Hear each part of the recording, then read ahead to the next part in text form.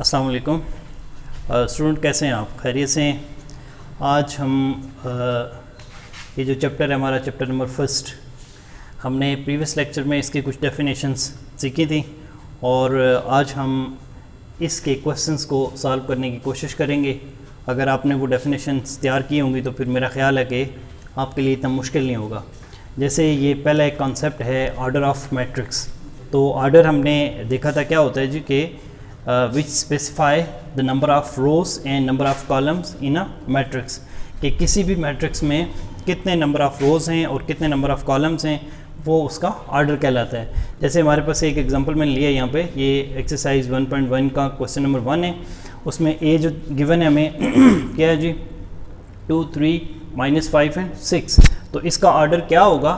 हमें पता लग रहा है कि यहाँ पे ये हॉरिजॉन्टल रोज़ होती हैं और वर्टिकल कॉलम्स होते हैं। तो यहाँ पे 2 आ गई रोज़ और 2 आ गए कॉलम्स। तो इसका जो ऑर्डर होगा वो होगा 2 क्रॉस 2। हम यहाँ लिख दें या हम यहाँ पे भी लिख सकते हैं ऑर्डर इक्वल है किसके, 2 रोज़ एंड 2 कॉलम्स। दोनों तरीक़ों से हम इसको कर सकते हैं। फिर हमारे पास एक और एग्जांपल अगर मैं लूँ, जैसे यहाँ पे b इक्वल है 372। तो इसमें 372 में हम देखें कि इसका ऑर्डर क्या होगा इस मैट्रिक्स का। तो हमें पता है जो हॉरिजॉन्टल हैं वो रोज़ होंगी। तो हॉरिजॉन्टल इसमें 1, 2 और 3 रोज़ आ गई।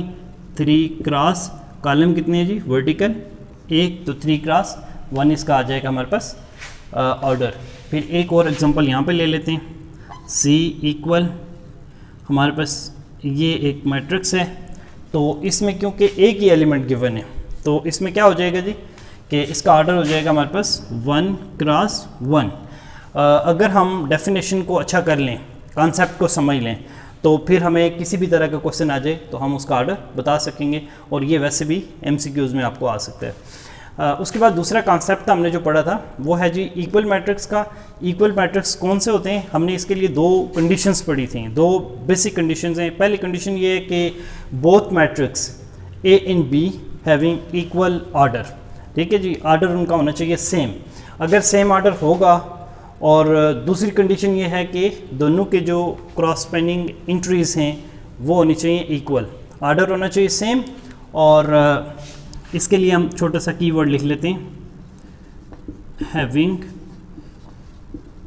सेम ऑर्डर पहली कंडीशन, एंड इक्वल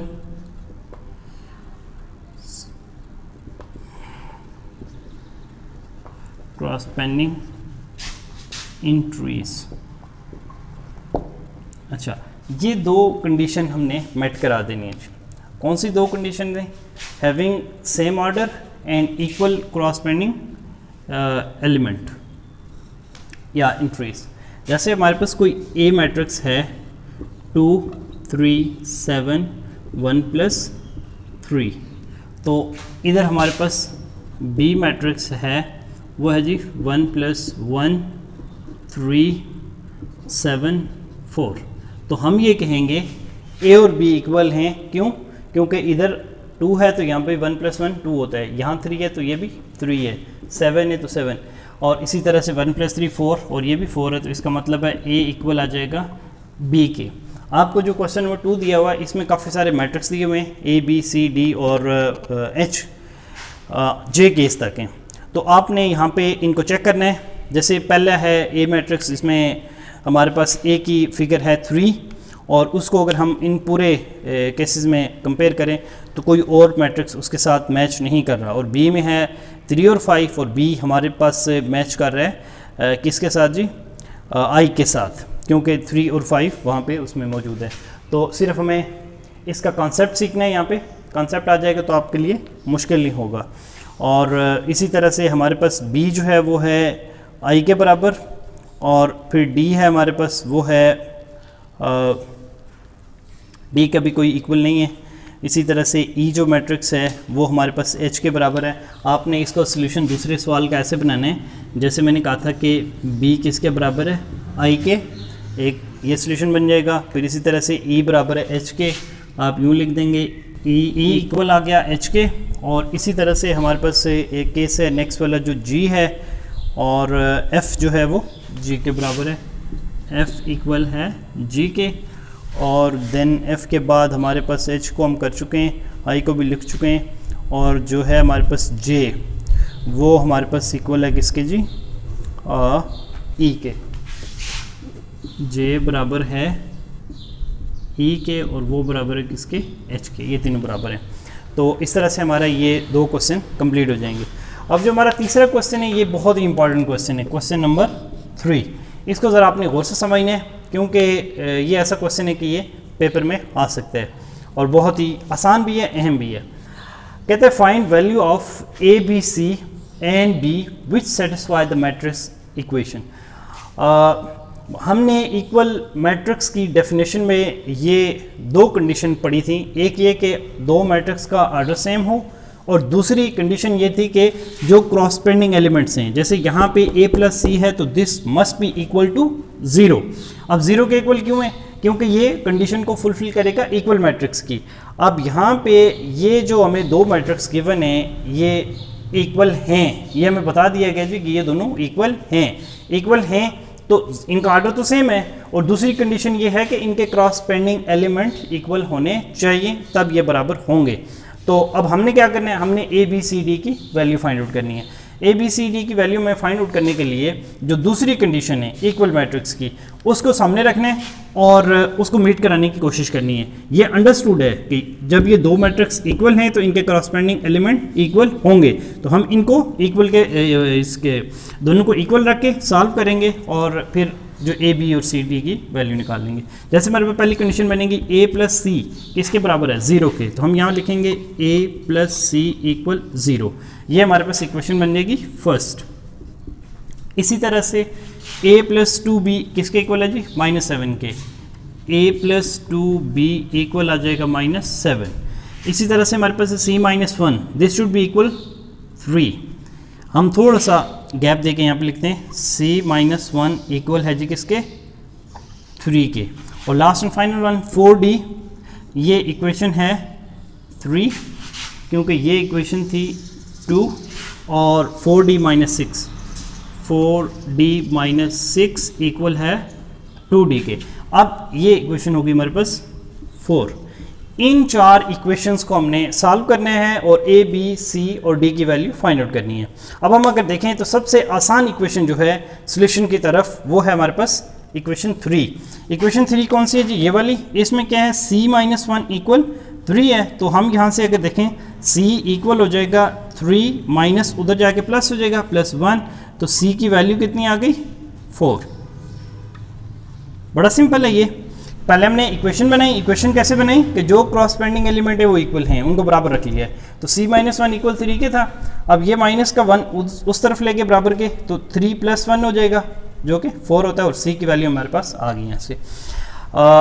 अब एक और बड़ी आसान इक्वेशन है, कौन सी वाली जी, ये हमें नज़र आ रही है। ये सोल्यूशन इसका भी आसान है क्योंकि यहाँ पे भी एक वेरिएबल है d। ये जो 2 इक्वेशन है इनमें 2 वेरिएबल हैं, a + c है, a + b है, तो थोड़ा सा इसकी निस्बत मुश्किल नहीं है। ये भी आसान है क्योंकि 4d है हमारे पास, 4d, इस d को इधर ले आए, -2d इक्वल हो जाएगा 6, उधर जाके प्लस हो जाएगा क्योंकि इधर माइनस था, तो 4d में से 2d माइनस करें तो ये कितना बचेगा जी, 2d इक्वल हो जाएगा 6 के, और d आ जाएगा हमारे पास किसके बराबर, 6/2, ठीक है जी। और d की जो वैल्यू आएगी वो आ जाएगी हमारे पास 3। ओके, अब हम मूव करते हैं इस इक्वेशन फर्स्ट की तरफ। c हमारे पास आ गया वो 4, तो a की वैल्यू आराम से निकल आएगी, a + 4 इक्वल 0, a इक्वल हो जाएगा -4, क्योंकि इधर प्लस का 4 था तो बराबर से जब उधर शिफ्ट करेंगे तो माइनस हो जाएगा। अब हमारे पास एक वैल्यू रह गई है किसकी, b की, क्योंकि a तो हम फाइंड कर चुके हैं यहाँ पे, तो a की वैल्यू यहाँ रख लेंगे, -4 + 2b इक्वल -7, तो ये हो जाएगा 2b इक्वल -7, ये माइनस का 4 है उधर जाके +4 हो जाएगा, तो ये हमारे पास आ जाएगा 2b 2b इक्वल आ गया हमारे पास -3 के, और यहाँ पे अब बड़ा आसान है, b इक्वल हो जाएगा -3/2 के। और इस तरह से हमने वो चारों वैल्यूज़ a, b, c और d की निकाल दी हैं, जो कि हमें रिक्वायर्ड थी इस क्वेश्चन में। और आप अगर दोबारा देखें तो मैं एक दफ़ा दोबारा कोशिश करता हूँ। जैसे मैंने कहा कि दो मैट्रिक्स इक्वल हैं, ये हमें क्वेश्चन में गिवन है। पहली कंडीशन उसकी ये है कि इसका आर्डर सेम होना चाहिए, आर्डर सेम है। दूसरी कंडीशन ये है कि क्रॉस पेंडिंग एलिमेंट, जैसे यहाँ पे a+c है तो यहाँ पे 0 है, तो ये दोनों इक्वल होने चाहिए। तो हमने इनको बराबर रख के इक्वेशन बना ली। इसी तरह से a+2b था, हमने बराबर रखा, इक्वेशन 2 हो गई। c-1 था, हमने यहाँ पे c-1 = 3 करके एक ये इक्वेशन बना ली। इसी तरह से 4d-6 था, तो उसको 2d के बराबर रख के हमने इक्वेशन 4 बना ली। फिर हमने ये देखना है कि हमारे लिए आसान होता है कि अगर एक इक्वेशन में एक वेरिएबल हो तो उसका सलूशन सबसे आसान होता है। फिर हमने क्या किया, यहाँ पे c था, एक वेरिएबल था, c को -1 को उधर भेजा और c की वैल्यू निकली। फिर इसी तरह से दूसरी इक्वेशन ये वाली बड़ी सिंपल फॉर्म में थी, हमने इसको ये किया कि 4d, ये 2d में उठा के दे लिया है, तो ये हो जाएगा 4d - 2d जो कि 2d के बराबर। तो 6 माइनस का था, उधर जाके प्लस हो गया, इसको सिंप्लीफाई किया, d की वैल्यू आ गई। अब हमारे पास जो पहली और दूसरी इक्वेशन है, इसमें क्योंकि दो वेरिएबल हैं, लेकिन फिर भी हमारे लिए आसान इस लिहाज से है कि जो c है, c की वैल्यू हम निकाल चुके हैं, c की वैल्यू यहाँ रिप्लेस करेंगे, हमारे पास a आ जाएगा। अब इस इक्वेशन में a और 2b था, तो हमारे पास दो वेरिएबल थे, a की वैल्यू हम निकाल चुके थे, तो वो a की वैल्यू यहाँ प्लेस करके हमने b की वैल्यू निकाल दी। और अगर आपको ये समझ आ गया तो बहुत अच्छी बात है। अगर इसमें कुछ कन्फ्यूजन है तो मैं एक छोटी सी एग्जांपल आपको और दे देता हूँ यहाँ पे।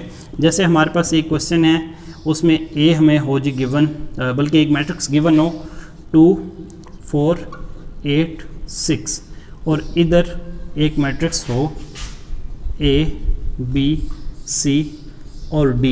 तो हमारे लिए बड़ा आसान होगा कि यहाँ से अगर a b c d की वैल्यू निकालनी हो तो हमारे लिए कितना आसान होगा, a किसके इक्वल है जी 2 के, b इक्वल है 4 के, c इक्वल है 8 के और d इक्वल है 6 के। जो जिस जगह पे मौजूद है, जो वैल्यू उसके क्रॉसपेंडिंग दी हुई है, उसके बराबर हम रख लेंगे। और सेम यही फार्मूला हमने यहाँ पे अप्लाई करके सिर्फ इसको सिंप्लीफाई किया है। जैसे मैंने आपको पहले भी बताया था कि क्वेश्चन का आपको मेथड आना चाहिए, बाकी जो कैलकुलेशन है, कैलकुलेशन जिसकी जितनी स्ट्रांग होगी उसकी मैथ उतनी अच्छी हो जाएगी। और कैलकुलेशन से आपने घबराना नहीं है, बल्कि इसकी अच्छी कैलकुलेशन कर लेनी है, इसको प्रैक्टिस भी खुद करना है, क्योंकि ये एग्ज़ाम पॉइंट ऑफ व्यू से बड़ा अहम क्वेश्चन है। शुक्रिया।